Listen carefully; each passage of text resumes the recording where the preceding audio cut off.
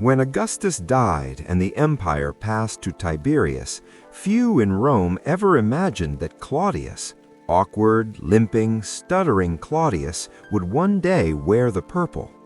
Among the Julio-Claudian bloodline, he had always stood at the margins.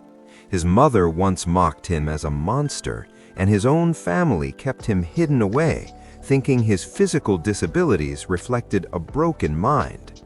But Rome had a strange way of turning the overlooked into the indispensable. In the shadows of palaces and libraries, Claudius grew into a man of sharp historical insight, deep patience, and an unexpected reserve of steel. The assassination of Caligula in 41 AD changed everything. While the Praetorian Guard searched the palace for survivors, Claudius hid behind a curtain, trembling. A guardsman pulled him out, only to bow. They were tired of chaos. They wanted stability. They wanted someone of the imperial bloodline who would not drift into madness. And so, to Claudius's utter shock, he was dragged out into the courtyard and hailed emperor. The Senate resisted. They saw Claudius as weak, manipulable, perhaps even laughable. Rome's aristocrats believed power should return to their own hands, not to another princeps. But the Praetorian Guard was firm. They escorted Claudius to the camp, pledged their allegiance, and received a generous donative in return. Rome had a new ruler, and the Senate reluctantly accepted him. Yet Claudius did not rule as a puppet. Almost immediately, he showed a decisive, calculating nature. He executed the conspirators who murdered Caligula, not out of sympathy for the fallen emperor, but to signal that his rule would not be soft. He restored order to the administration, reorganized finances, and revived judicial processes that had been corrupted by the whims of previous rulers. More than anything, Claudius believed that Rome's stability depended on the rule of law. He personally presided over countless legal cases, sometimes spending entire days hearing petitions. Although this shocked the aristocracy, who thought such tasks beneath an emperor, it endeared him to common citizens and provincial elites. Many came to see Claudius as a fair, diligent arbiter of justice. The empire around him was restless. The frontiers in Germany were unstable. North Africa saw rebellions. Unrest simmered across the eastern provinces. Claudius recognized that the empire needed more than mere maintenance. It needed new victories to restore Roman confidence. Ambition stirred within him, a desire to accomplish something no Roman ruler had done since the days of Julius Caesar. People whispered that Claudius was timid, incapable of commanding armies. He was determined to prove them wrong. In private, Claudius battled court intrigue. Freedmen like Narcissus and Pallas gained influence as trusted advisors, provoking envy and resentment from noble families.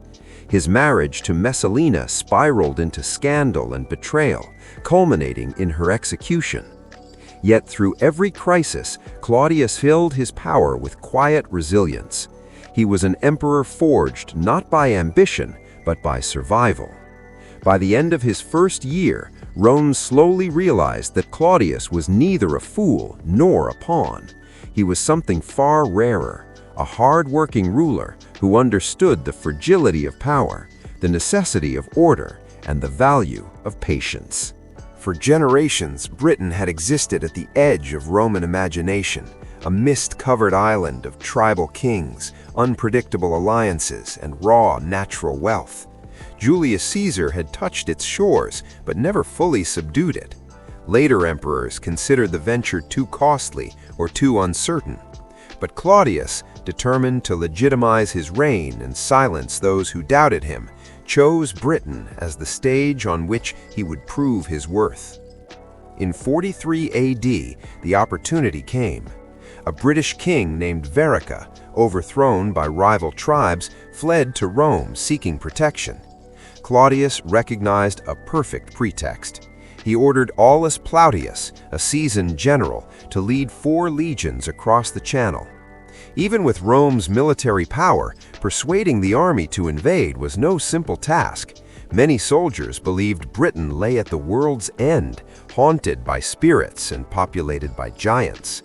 Yet discipline prevailed, and they sailed at last, landing on the southern shores. The campaign was fierce. British tribes fought with guerrilla tactics, ambushing Roman columns in wooded terrain where the legions could not easily maintain formation. The terrain itself felt hostile: dense forests, fog-shrouded marshes, and sudden rainstorms that reduced visibility to nothing. But Claudius was patient. He pushed slowly inland, building forts as he advanced, stabilizing supply lines, and securing the territory step by step. When the Britons united under the charismatic Caradicus, the resistance stiffened.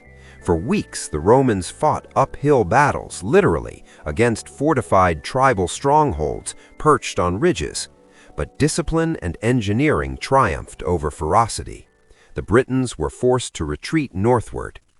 At this critical moment, Claudius sent word to Rome. The decisive victory required the emperor himself. Claudius, aware of the political opportunity, traveled to Britain with an entourage of advisors, elephants, and heavy siege equipment that symbolized imperial authority. Though he arrived only for the final act of the campaign, his presence was enough to break the last British lines of defense at Camalodunum.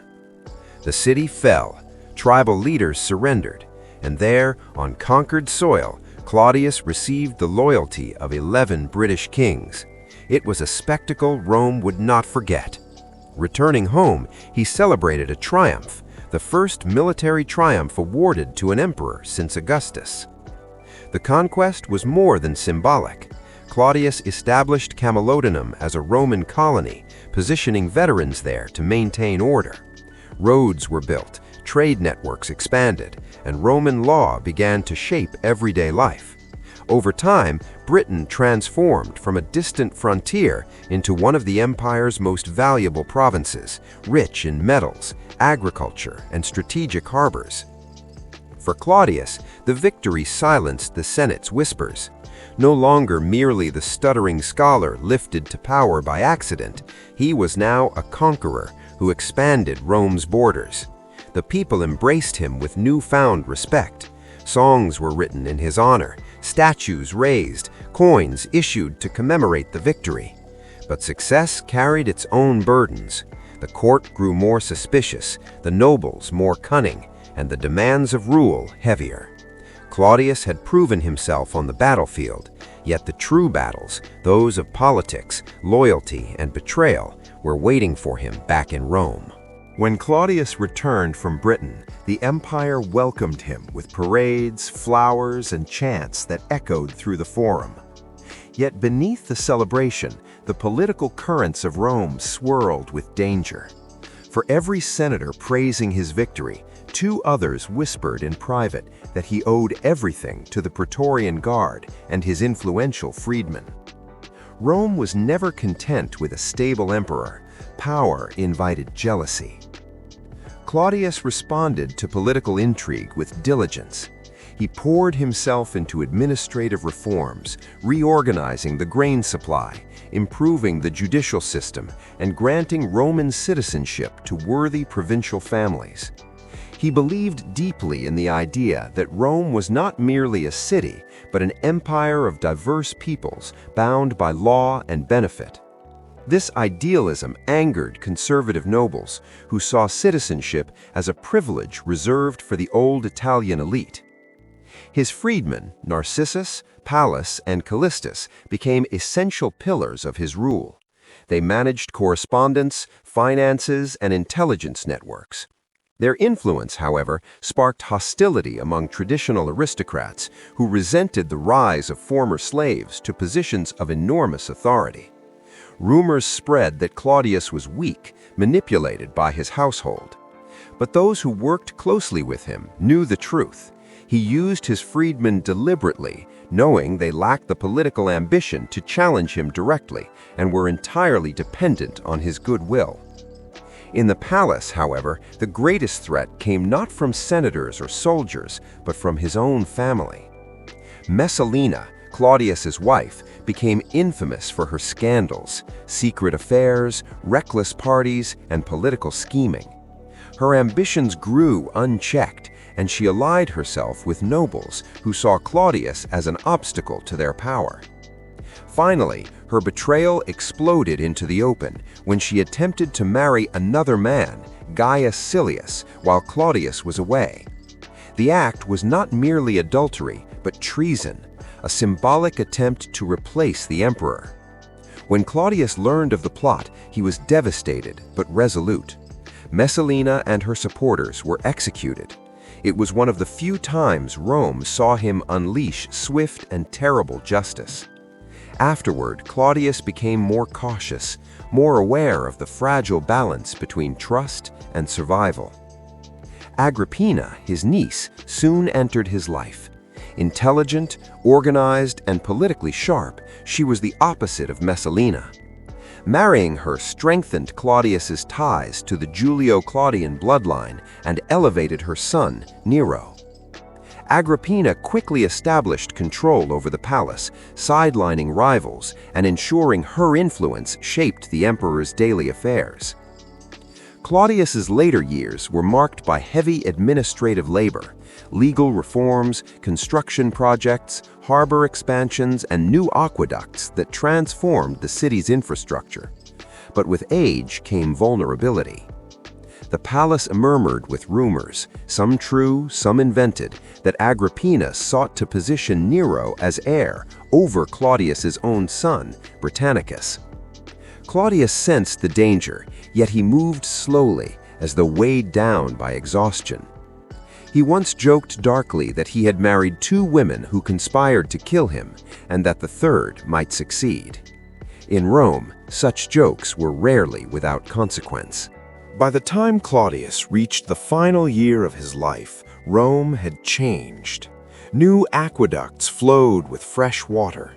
The harbor at Ostia bustled with commerce, and the administration functioned with a stability not seen since the early days of Augustus. Yet, despite these achievements, the emperor's household had become a battlefield of ambition. Agrippina's plan was clear: Nero would be emperor. She cultivated alliances among praetorians, senators, and influential families. Her son, charismatic and trained for public favor, outshone the young Britannicus, who remained under close watch. Claudius, increasingly aware of the tension, began to express doubts about Nero's suitability. Some accounts claim he even contemplated elevating Britannicus as sole heir once he came of age. But time was running out. One evening in 54 AD, during a banquet, Claudius fell violently ill after eating mushrooms, his favorite dish. Whether he died of natural causes, food poisoning, or deliberate murder has been debated for centuries. Many believed Agrippina orchestrated the act, ensuring Nero's path to power. Others argued that Claudius's chronic health issues simply caught up with him. Rome, never short of gossip, embraced the darker version.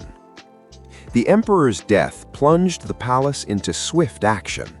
Agrippina, prepared for the moment, secured the Praetorian Guard's loyalty and presented Nero to them as the rightful successor. The Senate followed, and by morning, Nero was proclaimed emperor.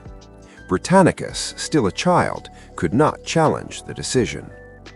As Rome grieved, some sincerely, others out of duty, the question of Claudius's legacy emerged. For years, he had been underestimated, mocked for his limp, his stutter, his scholarly obsessions. Many believed he would be a puppet, easy to control. But history carved a different truth.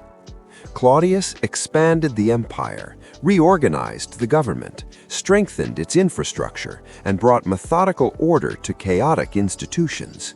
His conquest of Britain alone secured his place among Rome's great builders. Under his rule, the empire grew not only in territory, but in administrative sophistication. And yet, his legacy remained shadowed by family betrayal and the rise of Nero, whose reign would swing between brilliance and tyranny. Some historians argued that Claudius's greatest failure was his inability to control the palace politics that eventually consumed him. Others countered that no emperor, no matter how skilled, could fully tame the ambition of Rome's ruling elite. In the decades after his death, Claudius's memory evolved. The Senate deified him, granting him a place among Rome's divine protectors. Temples, altars, and statues honored his name. Ordinary citizens remembered him as a patient, fair emperor, one who listened to their petitions and judged their cases with care. Soldiers admired the conquest of Britain. Scholars praised his historical writings and his dedication to learning. But above all, Claudius remained the emperor who proved Rome wrong. The man dismissed as weak shaped an empire with perseverance, intellect, and unexpected strength. His story became a reminder that greatness often rises from unlikely places, that the quiet, overlooked figures in the shadows sometimes carry within them the power to change the world. Though his reign ended in intrigue, his legacy endured for centuries, echoing through the aqueducts he built, the laws he reformed, and the distant province he forever etched into Roman history.